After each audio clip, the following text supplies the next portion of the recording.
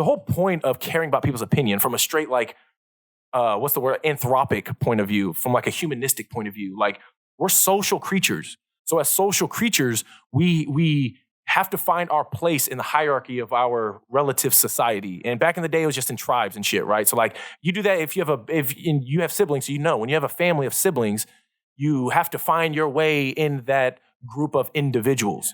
And in finding that way, there's a inevitable humbling that occurs because you realize that you're not the center of attention.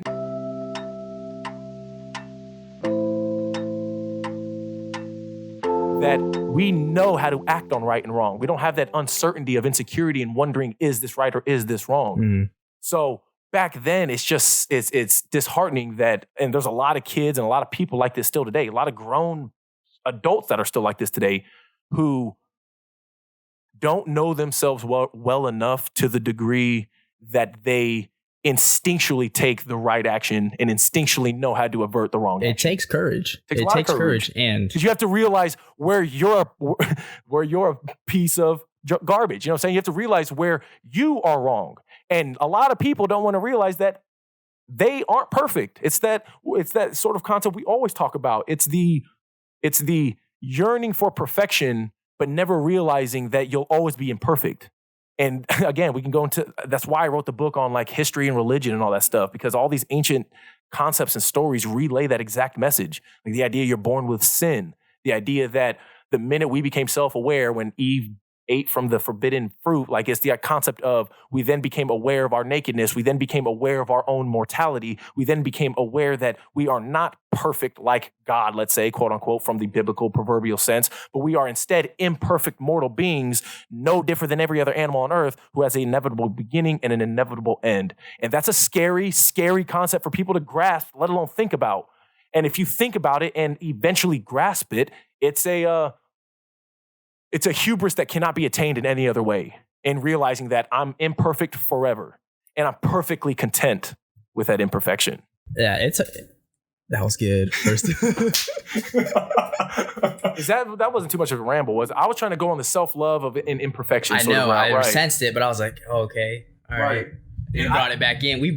I don't know how we brought it back in. Right, because we live in truth, bro. So how do you think people can help their social well-being and their social lives more? Because like I said, it's a part of health as well.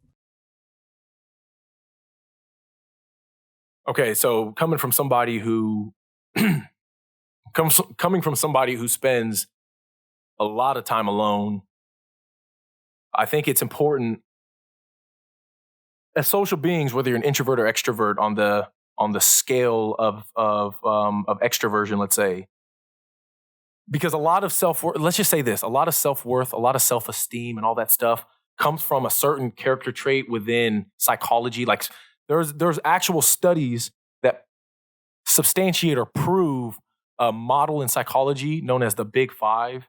And it's like your openness, your conscientiousness, your extroversion, your agreeableness, and your neuroticism.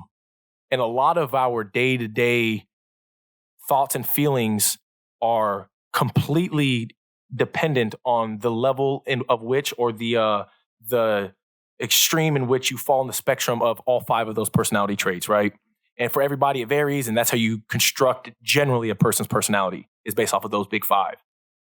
And the self-worth and a lot of the lack of self-worthiness comes from, let's say, more of the neuroticism side, but the sociable side of it comes from not only the openness, because it's really like openness to new experiences, but it's also your agreeableness. A lot of all five clearly, but a lot of the neuroticism too. The lack of self-worth you don't want to go out and be a part of a group or something because you don't feel like you're worthy of being a part of that group.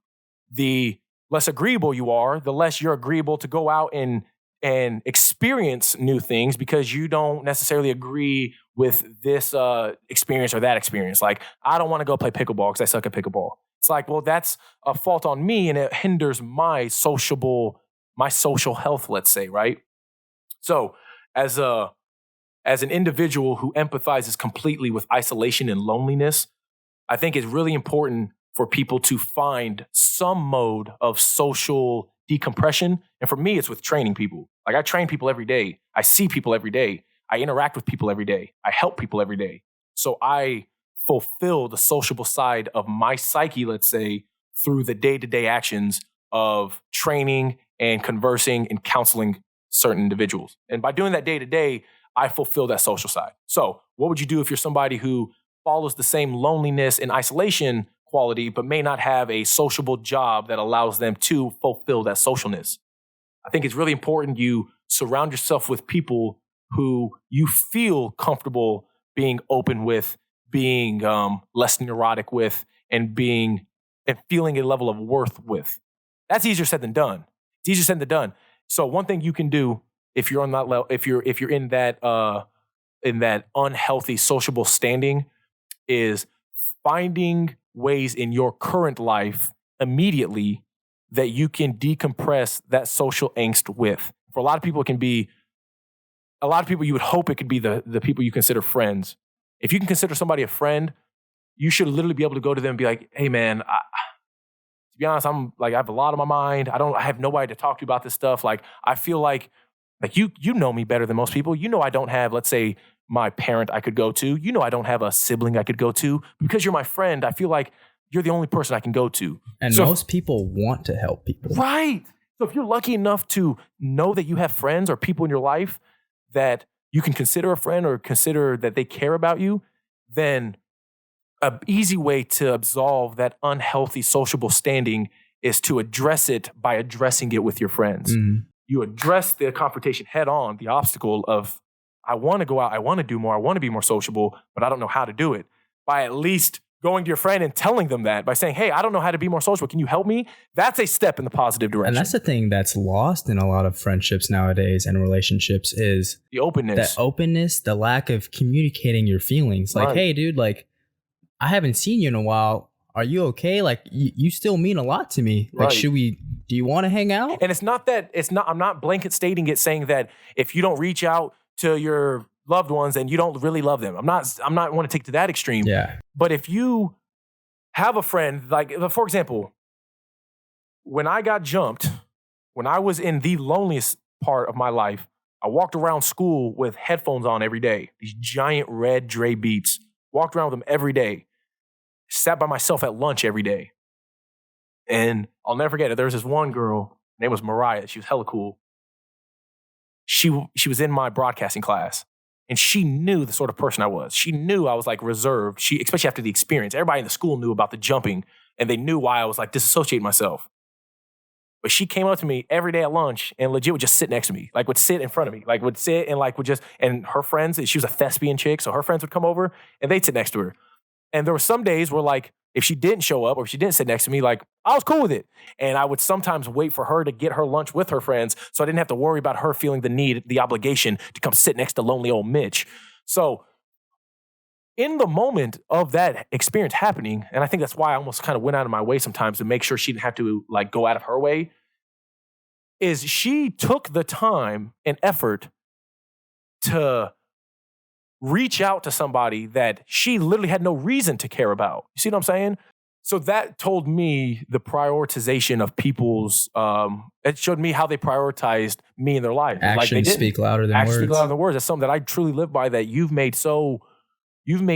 emphasized that so much to me, especially like in these past 5 years, let's say, when I've been kind of in and out, where it's like, well, because I'm in St. Louis and you're in and out the state, like, the action of you actually showing up and us spending time together speaks louder than just being like the excuse of, well, we have the excuse of not seeing each other or whatever. You see what I'm saying? So that action of taking initiative, especially if you have the opportunity to take the initiative, is indicative of your true intent.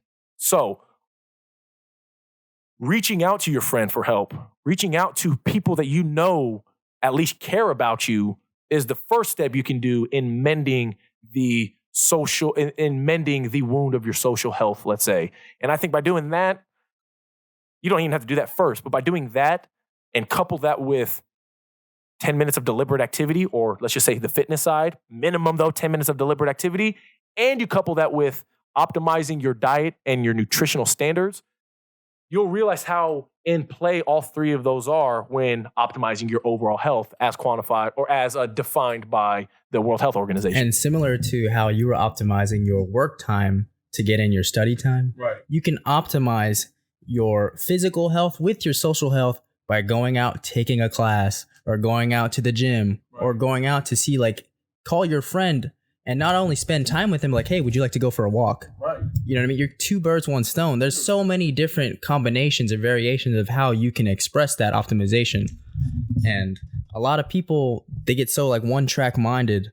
Like, oh, damn, I got to go do this thing, then I got to do that. Right. And it's like, no, it's like whenever you really realize that you can mingle those things together, it opens up your day, gives you more time to do even other things. So the more you can optimize your time, the moving, the more you can add more doing to the moving, the more you realize, like, I get a better feeling, not only internally, but externally by the fruits of my labor. You see what I'm saying?